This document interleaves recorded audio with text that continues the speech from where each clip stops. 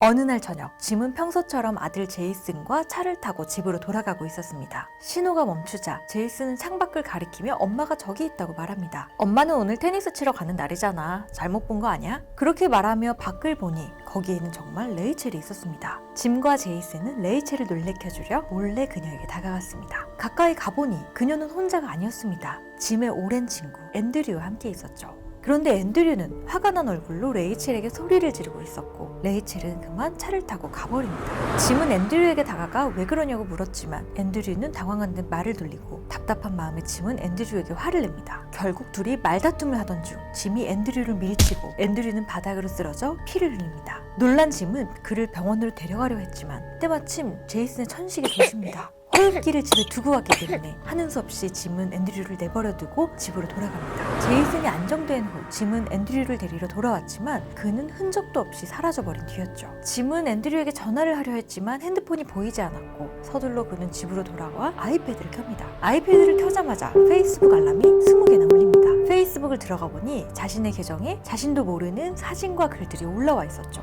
그와 앤드류가 싸웠던 장소가 태그된 채로요. 자기가 떨어뜨린 핸드폰으로 앤드류가 페이스북 포스팅을 했다고 생각하자 짐은 정말 화가 났고 아내 레이첼을 불러 따집니다. 오늘 앤드류를 왜 만났냐고 말이죠. 레이첼은 직원 해고 문제로 상담할 게 있어서 앤드류를 만났는데 회사 기밀이라 말할 수 없었다고 미안하다고 합니다. 잠시 후 앤드류의 아내 벨라가 짐의 집으로 찾아옵니다. 앤드류가 짐을 죽여버리겠다며 엽총을 가지고 나가서 사라진 뒤로 연락이 끊겼다고 말이죠. 그렇게 앤드류는 돌아오지 않았고 이들은 경찰에 실종 신고를 합니다. 앤드류가 사라지기 전 마지막으로 그를 본 짐과 레이첼은 경찰에 조사를 받게 됩니다. 이때 레이첼이 수사 도중 뜻밖의 그동안 앤드류가 자신에게 치근덕대 왔고 키스까지 했다고 고백합니다. 짐은 말할 수 없는 배신감에 휩싸입니다. 며칠 뒤 짐과 레이첼 부부 앞에 벨라가 다시 나타납니다. 그리고 레이첼에게 화를 내며 앤드류의 방에서 이런 게 나왔다고 화를 냈죠. 자세히 보니 그건 앤드류의 세컨드폰. 거기에는 레이첼이 보낸 누드 사진이 잔뜩 들어있었습니다. 짐은 화가 머리끝까지 났죠.